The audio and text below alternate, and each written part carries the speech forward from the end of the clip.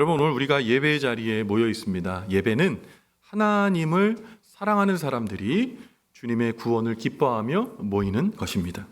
그러니까 예배는 그런데요, 기억하셔야 될 게 명사가 아니라 동사입니다. 명사는 어떤 물체에 대한 지칭된 이름이지만 동사는 행위가 거기에 같이 들어가는 거거든요. 그래서 오늘 우리가 예배할 때 예배는 하나님과 사랑에 빠지는 겁니다. 여러분, 사랑하는 사람이 생기면요, 상대를 기쁘게 해주려고 선물도 주고 편지도 쓰고 시를 써서 읽어주기도 합니다. 제가 이렇게 생각해 보니까 저도 시를 언제 썼냐, 막 감성적이고 막 어떤 사람을 향해 뭐 이런 글을 썼나 생각해 보니까 저의 아내랑 연애할 때 그런 편지를 많이 썼던 것 같아요. 그래서 가끔은 그 편지를 보여주면 저는 쑥스러워서 고개를 돌립니다. 그런데 그때는 그렇잖아요. 빠지는 거예요. 사랑에 빠지는 거예요. 오늘 우리 주님과 함께하는 이 예배 자리가 주님을 만나고 그 주님과 사랑에 빠지고 그리고 그 주님께서 함께 해주셔서 예배가 끝나는 그 순간이 마치 사랑하는 연인이 서로 헤어질 때 아쉬워하는 것처럼 하나님의 은혜 가운데 예배 가운데에 떠나게 될 때 하나님을 아쉬워하고 그리워하고 또한 그 은혜를 만나게 되는 오늘 이 예배의 자리가 되기를 주님의 이름으로 간절히 축원을 드립니다. 이제 오늘의 말씀의 자리로 이제 들어가 볼게요. 오늘 말씀은요, 지혜의 왕이었던 솔로몬이 그의 노년에 인생을 회상하면서 사람이 자랑하는 지혜와 그리고 통찰력이 얼마나 가볍고 얼마나 얕은 것인지 깨닫고 모든 일이 전능하신 하나님의 때와 섭리의 시간표대로 움직이고 있음을 분명히 알라고 교훈하고 있는 말씀입니다. 그런데 참 재밌는 게요, 이 말에 신빙성이 있는 이유가 있어요. 무슨 얘기냐? 솔로몬은 지혜의 왕이었고요, 자기가 지혜의 왕이라는 것이 다른 사람만이 자기만이 얘기하고 말하는 것이 아니라 당대 수많은 사람들이 그를 객관적으로 지혜의 왕이다라고 말해 주었거든요. 그래서 지혜의 왕인 솔로몬이 이야기하는 이 말씀이 그래서 더욱 삶뿐만 아니라 또 하나님께 주신 말씀으로 신빙성 있는 말씀이다, 이렇게 볼 수 있는 것이죠. 솔로몬은 오늘 몇 가지 예를 들면서 우리 인생이 우리의 노력과 열심과 계획을 통해서만 바뀌는 것이 아니라고 역설하면서 우리가 하나님의 때를 사모하고 하나님의 섭리를 믿고 전능하신 하나님 앞에 인생을 온전히 맡겨드리며 하나님께 나의 미래를 드리며 지혜롭게 살 것을 촉구하고 있습니다. 오늘 솔로몬이 제시하는 인생의 지혜, 이제 주의 깊게 들으세요. 그리고 하나님을 진심으로 의지하게 되고 하나님께서 친히 우리를 위하여 일해 주시고 우리의 삶을 문을 활짝 열어주시는 하나님의 축복이 임하시는 귀한 예배의 시간이 되시기를 주님의 이름으로 간절히 축원을 드립니다. 솔로몬이요, 인생의 모든 일의 승패에 대해서 생각할 때 이 승패가 우리의 생각대로 되지 않는다고 분명하게 힘주어 말하고 있습니다. 오늘 본문의 말씀인 전도서 9장 11절 말씀을 보면 솔로몬은 우리가 생각하는 인생의 승패가 우리가 흔히 아는 세상의 지혜의 법칙과 딱 들어맞지 않고 있다라고 말하고 있어요. 그러면 오늘 전도서 9장 11절 말씀을 한번 같이 읽어볼까요? 같이 읽습니다. 시작. 내가 다시 해 아래에서 보니 빠른 경주자들이라고 선착하는 것이 아니며 용사들이라고 전쟁에 승리하는 것이 아니며 지혜자들이라고 음식물을 얻는 것도 아니며 명철자들이라고 재물을 얻는 것도 아니며 지식인들이라고 은총을 입는 것이 아니니 이는 시기와 기회는 그들 모두에게 임함이니라. 아멘. 그럼 이 말씀이 언뜻 확 하고 들어오지 않으실 수도 있어요. 그래서 현대인의 새번역 성경으로 한번 다시 읽어드리겠습니다. 제가 읽어드릴 테니까 한번 들어보세요. 나는 세상에서 또 다른 것을 보았다. 빠르다고 해서 달리기에서 이기는 것이 아니며 용사라고 해서 전쟁에서 이기는 것도 아니더라. 지혜가 있다고 해서 먹을 것이 생기는 것도 아니며 총명하다고 해서 재물을 모으는 것도 아니며 배웠다고 해서 늘 잘 되는 것도 아니더라. 불행한 때와 재난은 누구에게나 닥친다. 여러분, 이 말씀에 오늘 솔로몬은 이것이 인생의 지혜다라고 얘기하고 있어요. 자, 솔로몬 왕이 우리가 가지고 있는 인생에 대한 착각의 예로 첫 번째 든 예가 있는데요, 빠른 경주자라고 해서 결승점에 선착하지 않는다는 겁니다. 솔로몬은 아무리 신체적 조건이 좋고 많은 노력을 기울여 빠른 경주자가 되었다 해도 그 경주자가 항상 결승점에 1등으로 선착하는 것은 아니라고 말합니다. 여러분, 이 세상에서 가장 빠른 100m 달리기 선수가 누구인지 여러분 알고 계세요? 이건 상식이죠? 자메이카의 우사인 볼트입니다. 은퇴했는데도 그 기록을 깨는 사람이 아직도 없어요. 여러분, 우사인 볼트 사진 한번 보여드릴까요? 이렇습니다. 지금 보니까 제규어랑 똑같이 달려요. 그러니까 엄청 빠른 겁니다. 인간의 속도를 뛰어넘는 그런 사람이에요. 그런데 이 우사인 볼트 사진을 찾다 보니까 정말 재미난 사진 하나 발견했는데요. 여러분, 막 달리기 하면 이 오래 달리기도 아니고 100m 달리기면 주변 사람 볼 틈이 없어요. 그냥 앞만 보고 막 달리거든요. 어떤 사람은 숨도 안 쉬고 달립니다. 그런데 이 사진 한번 보세요. 전 이 사진 보고 깜짝 놀랐어요.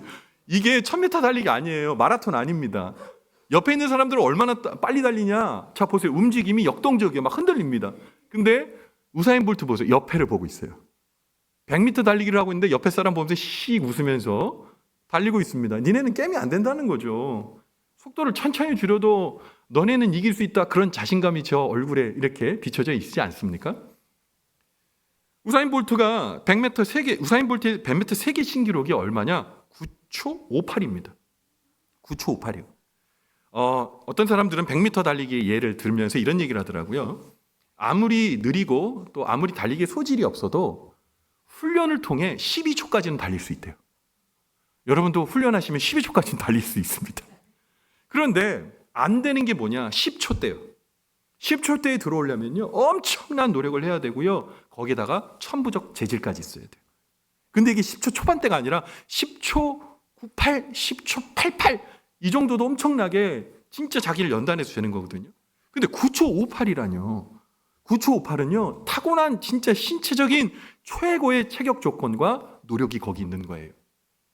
여러분, 그런데 우사인 볼트 은퇴 2017년에 했는데 은퇴할 때까지 항상 1등만 했을 것 같죠? 압도적인 스피드, 압도적인 체력이 있으니까 말이죠. 그런데 우사인 볼트가요, 2017년 런던에서 치러졌던 세계 육상 선수권대회에서 3등을 했습니다. 처음으로 3등을 했어요. 그래서 우사인 볼트가 뭐 했게요? 은퇴했습니다.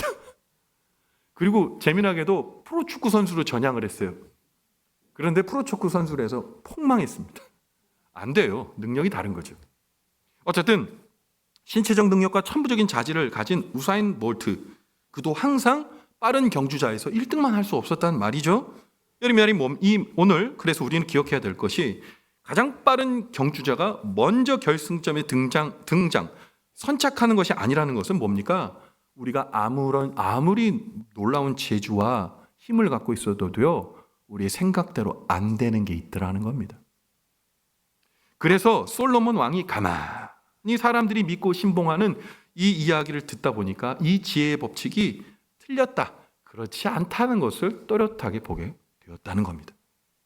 두 번째는 솔로몬 왕이 얘기하기를 우리가 가지고 있는 인생에 대한 착각의 두 번째 예는 용사들이라고 해서 항상 전쟁에서 승리하지 않더라는 겁니다. 우리가 생각하는 용사는 어떤 사람입니까? 용사는요, 힘도 있을 뿐만 아니라 용기가 있어야 돼요. 강한 힘과 체격을 가지고 있고 무기도 잘 다뤄야 합니다. 그러나 아무나 용사가 되는 것은 아닙니다. 용사는 오랫동안 다부진 체력과 강력한 힘과 용기를 가지기 위해 진짜 피나는 노력과 훈련을 합니다. 우리나라 국군에 많은 훌륭하고 강력한 부대들이 많이 있지만 그중에 해병대도 참 강력한 부대인데요. 해병대의 모토 중에 귀신 잡는 해병 뭐 이런 얘기도 있지만 이 해병대 훈련소에 있는 모토가 있어요. 그 모토가 뭐냐? 이겁니다. 해병은 태어나는 것이 아니라 만들어지는 것이다. 너무 멋있잖아요. 해병대가 아닌데도 멋있는 말 같아요. 그러니까 강한 훈련과 또한 육체적 단련을 통해 해병은 만들어진다는 거예요. 용사가 만들어진다는 거죠. 그런데 이처럼 준비되고 단련된 용사 중에 용사들도 전쟁에서 항상 이기는 것은 아니라는 겁니다. 여러분, 이 용사에 대한 이야기에 너무 딱 맞는 성경의 유명한 일화가 있거든요. 눈치 빠르신 분들은 벌써 그거라고 알아채셨을 텐데 여러분 이 사진 한번 보시죠. 이게 뭘까요? 다윗과 골리앗입니다. 골리앗 보세요. 창 엄청 큰 거 들고 있죠? 그리고 방패를 들고 있는데 방패가 사람 키만큼 돼요. 그리고 갑옷도 있어요. 키도 엄청 큽니다. 일반적으로 골리앗의 키를 2m 50 정도 된다고 보는데 어떤 사료학자들은 아니다. 측량과 길이를 조금 더 달리하면 3m 정도 되는 거인이라는 거예요. 여러분 2m 정도만 돼도요 위압감이 느껴져요. 3m라뇨. 그런데 이 골리앗은요 체격만 그런 것이 아니라 백전노장의 용사입니다. 큰 용사였어요. 그러니까 모든 군대 앞에서 나와서 이 이스라엘을 막 하나님 모욕하면서 그렇게 할 수 있었던 그런 이유가 자신의 용사됨에 대한 분명한 인식이 있었기 때문이에요. 자, 그런데요, 저 앞에 있는 다윗을 보세요. 좀 돌리고 있는 거 뭐예요? 저 실처럼 되어 있는 게 물맷돌 맞죠? 저거 가지고 뭘 할 수 있을까요? 자, 다윗이 뭐 입고 있습니까? 갑옷이요? 제가 보는 그림이랑 다른 걸 보고 계시면 갑옷이 아니죠. 그냥 겉옷, 얇은 겉옷을 입고 있습니다. 다윗이 골리앗을 맞설 때 갖고 있었던 것은 막대기요. 그리고 물맷돌. 막대기를 들고 나오니까 성경을 자세히 보시면 골리앗도 기가 막혔나 봐요. 골리앗이 뭐라고 그러냐? 야, 내가 갠 줄 아냐? 내가 강아지여서 막대기로 처리 가능한 거라고 아냐? 그렇게까지 얘기했었어요. 여러분, 그런데 우리가 이 결과를 알고 있죠. 이 허름한 무기를 갖고 있는 이 골리앗이요, 다윗의 물맷돌에 한 방에 끝났습니다. 뭐 길게 가지도 않았어요. 팍 하고 맞고 그냥 빠이빠이 했습니다. 물맷돌과 막대기가 전부고 무기라곤 전쟁의 경험도 없고 골리앗과 반대로 아무런 무장도 하지 않은 다윗이 놀랍게도 이날의 승리자가 되었습니다. 힘이 세고 거인이고 백전노장의 불굴의 전사라고 해도 반드시 전쟁에 이기는 게 아닙니다. 가장 최고의 용사가 전쟁에서 반드시 승리하는 것이 사람들이 가지고 있는 일반적인 지혜와 법칙이지만, 그러나 솔로몬은 가만히 사람들이 믿고 신봉하는 그 지혜와 법칙을 들여다보니 또한 맞지 않더라는 겁니다. 마지막으로 솔로몬이 우리가 가지고 있는 인생에 대한 착각의 예로 세 번째 드는 것은요, 지혜와 명철과 지식이 많다고 해서 풍성한 삶을 항상 누리게 되는 것은 아니라고 말하고 있습니다. 사람들은 과거나 지금이나 동서고금을 막론하고 지혜자가 되길 원하고 지식인이 되고자 합니다. 여러분, 그 이유가 뭘까요? 지혜가 있고 명철하여 지식이 많으면 성공의 사다리에 접근하기가 용이하고, 그래서 더 높은 권력을 얻을 수 있고 더 높은 부를 누릴 수 있는 가능성이 높아진다고 생각하기 때문에 그래요. 여러분, 우리도 그런 길을 걸어왔지만 우리 아이들이 12년 공교육을 통해 얻고자 하는 목표가 뭡니까? 소기의 목표가 뭡니까?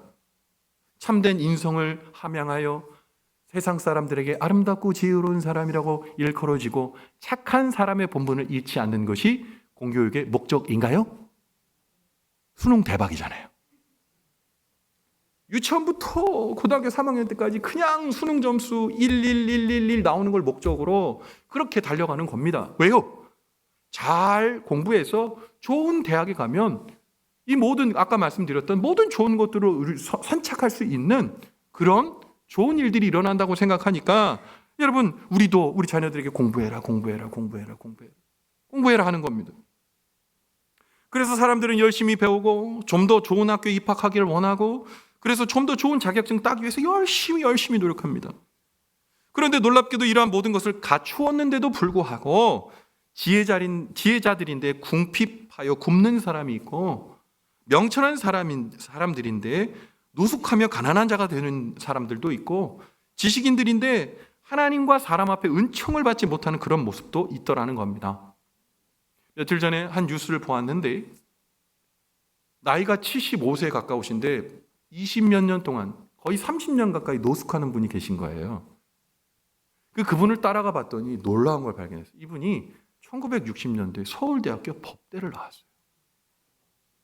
그런데 노숙을 하고 법대 나온 친구들한테 조금 적선을 해서 살아갑니다. 그 사람의 삶을 따라가 봤더니 서울법대를 정말 우수한 성적으로 나왔는데 사법고시에 계속 떨어지는 거예요. 결혼했는데 아내가 그 남편을 뒷바라지 하는데 7, 8년, 10년이 다 돼가는데도 사법고시 합격이 안 되는 거예요. 이분이 어떤 생각을 했냐? 야, 나는 쓸모없는 존재구나. 나는 이 가정이 있으면 안 돼. 그래서 자리를 박차고 가정을 떠나서 지금 그렇게 3, 40년을 그렇게 방황하며 사는 겁니다. 공부 많이 했다고 지혜 잘하고 부자가 되는 거 아니에요. 명예를 얻는 거 아닙니다. 여러분, 지금은 그런 교실들이 많이 없어졌지만 제가 고3의 수험생 생활을 할 때 저희 교실에 저희 교실에 이렇게 써 있는 급훈이 있었는데 그 급훈이 잊어지지 않아요. 대학 가서 미팅할래? 공장 가서 미싱할래? 진짜라니까요. 대학 가서 미팅할래? 공장 가서 미싱할래? 공부 열심히 하면 대학 가서 미팅하지만 공부 안 하면 공장에서 미싱 돌린다는 거잖아요. 한숨 자는 오늘, 한숨 쉬는 내일. 오늘 자면 이제 미래에는 한숨 쉬고 다닌다는 겁니다. 그리고 이건 남학생 반에 있었던 건데요. 다른 반은 뭐라고 되어 있냐? 10분만 더 열심히 공부하면 내 아내의 얼굴이 바뀐다. 겁나게 열심히 공부하는 거예요. 충격적이지만 사실은 좀 비하적인 발언이 있기 때문에 요즘은 그런 급풍이 없어졌다고 들었어요. 우리가 열심히 공부해야 하는 이유에 대해서 우리 사회는 열심히 공부 잘하면 좋은 대학에 들어가게 되고 그 다음에는 원하는 일자리 갖게 되고 그 다음에 만족할 만한 부를 얻게 되고 그렇게 살다 보면 행복하여 성공하며 잘 살게 된다고 가르쳤어요.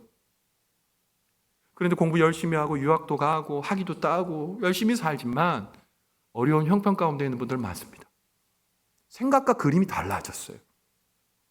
여러분, 그렇다면 여러분, 우리가 사는 세상에서 이 열심히 노력하는 이 모든 법칙이 잘 적용되지 않는다는 것, 특별히 열심히 공부해도 그것이 뜻대로 되지 않는다는 것, 오늘 우리의 삶이 반증하고 있지 않습니까? 놀랍게도 열심히 공부해서 좋은 대학 나오고 또 열심히 전문 지식을 쌓고 때로는 유학도 가고 스펙을 가지고 있는데 오늘 우리 청년들의 현실은 어떻습니까? 취직도 어렵고 3포 얘기 들었다가 또 5포, 지금 몇 가지 포기한지 이제 숫자도 세지 못할 것 같아요. 여러 가지 포기하고 자신이 가지고 있는 능력 발휘하지 못하고 많은 거 포기해야 되는 삶의 자리에 이르는 청년들 얼마나 많은지 몰라요. 우리 망원지역교 청년부 이제 점점 많이 나와서 30명 정도 막 예배 드리고 그러는데 근데요, 우리 청년들 이야기 우리 전사님께 들으면 정말 가슴이 아파서 못 듣겠어요. 청년들이 교회 못 나오는 이유 뭔지 아세요? 신앙적 열심 그런 거 아니에요. 아르바이트 때문에. 하나님과 예배를 받고 예배와 아르바이트랑 받고 그런데요, 삶이 너무 팍팍한 거예요. 아르바이트 안 하면 생활비가 안 나와요. 주거비는 왜 이렇게 비싼 거예요? 공부는 그냥 합니까? 모든 공부할 자료나 이런 것도 돈 내야 주는 거예요. 그러니까 어떻게 해요? 일해야죠. 주일날 일하지 않으면 때로는 입에 풀칠하는 것조차 어려운 우리 청년들이 있어요. 그런데 그 청년들이 지금 예배에 나오고 있어요. 열심히 나오는 거예요. 여러분, 청년들 보시면 등도 들여주셔야 돼요. 그렇게 신앙생활하고 있는 거예요. 세대가 그래요. 상황이 이렇습니다. 포기하는 건 많아지고 열심히 하면 뭔가 될 거라고 생각하는 거, 그게 인생이 우리 생각대로 돌아가지 않는다는 거죠. 그런데 오늘 이 말씀에 이렇게 생각하시는 분이 있을지 모르겠습니다. 아이고, 목사님, 오늘 솔로몬이 말하는 이야기는 일반적인 이야기가 아니라 아주 예외적인 사람에 대한 이야기입니다. 나는 거기에 해당되지 않아요 라고 말씀하시는 분도 있을지 모르겠어요. 그런데 오늘 솔로몬의 말한 9장 11절의 후반부에 뭐라고 이야기하냐? 사람이 생각하지 못한 불행의 때는 당신에게도 있습니다. 아직 오지 않은 것뿐이에요. 이렇게 얘기하고 있어요. 일반적인 얘기라는 겁니다. 내가 빠른 경주자라고 해도 선착하지 못할 수 있고요. 내가 많은 것들을 누릴 수 있다고 생각하면서 공부 많이 해도 그것이 내 인생 가운데 효과를 발휘하지 않을 수가 있고요. 용사라고 해서 전쟁은 날마다 이기지 않는 거예요. 여러분, 그러면 솔로몬은 이 세 가지 예를 통해 우리에게 뭘 말하고 싶은 걸까요? 인생의 모든 일의 승패가 우리의 머리의 생각과 계획에 있는 것이 아니라 솔로몬이 의지하고 그리고 솔로몬이 항상 우리의 인생을 지고 계시다고 생각하신 그분, 전능하신 하나님의 손에 있다는 것을 오늘 말하고 싶은 거예요. 여러분, 우리의 모든 일과 계획을 주님께 겸손히 맡겨드릴 때 하나님께서는 우리 위해서 일하시고 하나님의 자녀는 그 일을 통해 하나님의 살아계심을 경험하고 하나님의 축복을 만나게 되는 거예요. 여러분 사업하고 계세요? 여러분 공부하고 계십니까? 여러분 아프고 병들어 계십니까? 새로운 꿈을 향해 달려가고 계십니까? 지금 나의 삶의 자리가 만족스럽지 않으십니까? 뭐 쥐고 계신지 보세요. 내가 어떤 카드를 쥐고 있는지 보세요.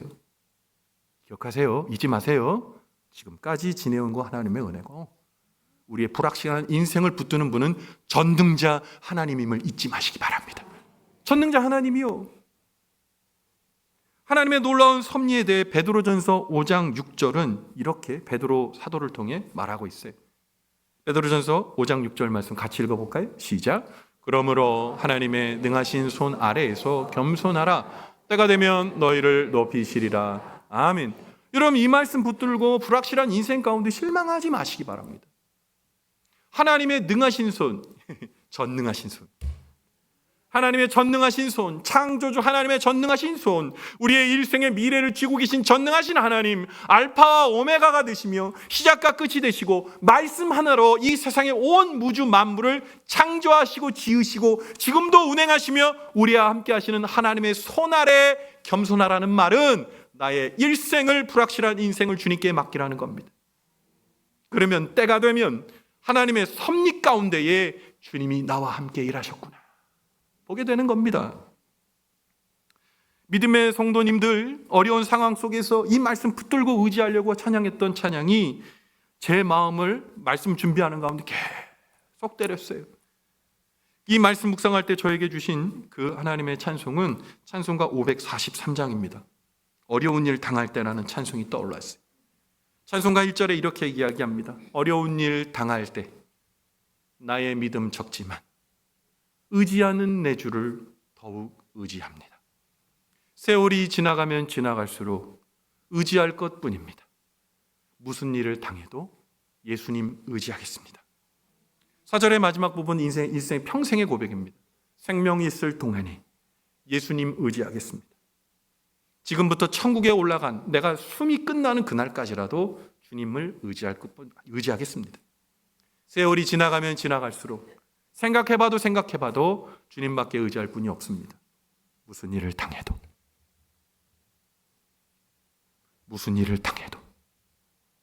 예수님 의지하겠습니다.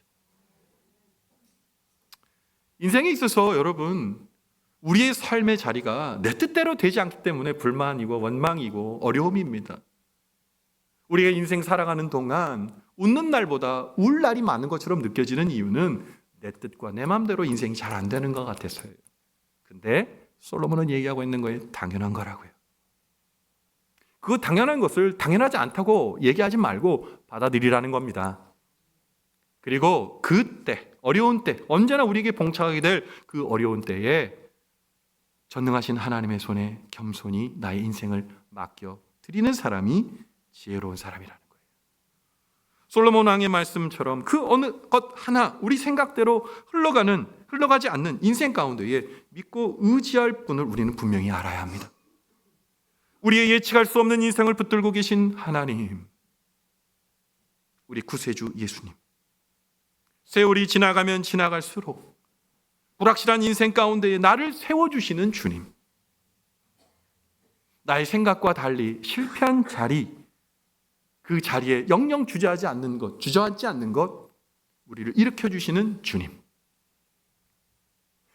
세월 갈수록 의지할 것뿐일세 무슨 일을 만나도 주님께 내 인생을 맡겨드리며 예수 의지합니다. 이 고백이 우리 청년들의 고백 되기 바라고 우리 믿음의 선배님들의 고백이 되기 바라고 오늘 차가운 바다와 같은 인생을 바라보고 있는 우리의 고백 되기를 바라고 날마다 우리를 지켜주시는 주님을 바라보고 있는 우리 망원제일교회 믿음의 온 권속들의 고백이 되기를 주님의 이름으로 간절히 축원을 드립니다. 아멘. 기도하겠습니다. 하나님, 우리의 예측할 수 없는 인생을 붙들고 계신 분이 바로 하나님이십니다. 세월이 지나갈수록 주님을 더 의지하며 우리 모두가 나의 인생을 주님의 손에 올려드립니다 라는 같은 고백으로 주님을 의지하며 따름으로 인하여 주님께서 우리의 삶을 보호해 주시고 지켜주시고 주님의 섭리 가운데 축복해 주시는 은혜가 우리 망원제일교회 믿음의 온 권속들의 똑같은 복이요 축복이 되게 도와주시옵소서. 나의 인생을 주님의 손에 올려드립니다. 세상의 많은 사람들은 이 고백이 우둔하다고 말하지만 우리는 지혜입니다. 인생의 모든 섭리와 지혜를 깨달았던 솔로몬 왕의 결론은 하나님을 의지하십시오였습니다. 오늘 우리 모두 그 주님을 바라봅니다. 주님의 손에 인생을 맡겨드리며 빠른 경주자라고 해서 선착하는 것도 아니고 용사라고 해서 항상 이기는 것도 아니고 지혜와 명철을 가지고 있다고 해서 명예와 부를 가지는 것도 아니라는 것. 단지 하나님의 은혜 안에 나를 맡기는 것, 그것이 지혜임을 깨닫는 우리 모두의 삶의 지혜가 되게 복나려 주시옵소서. 함께해 주심에 감사드리며 우리 구주 예수님 귀하신 이름 받들어 간절히 축복하며 기도 올리옵나이다. 아멘.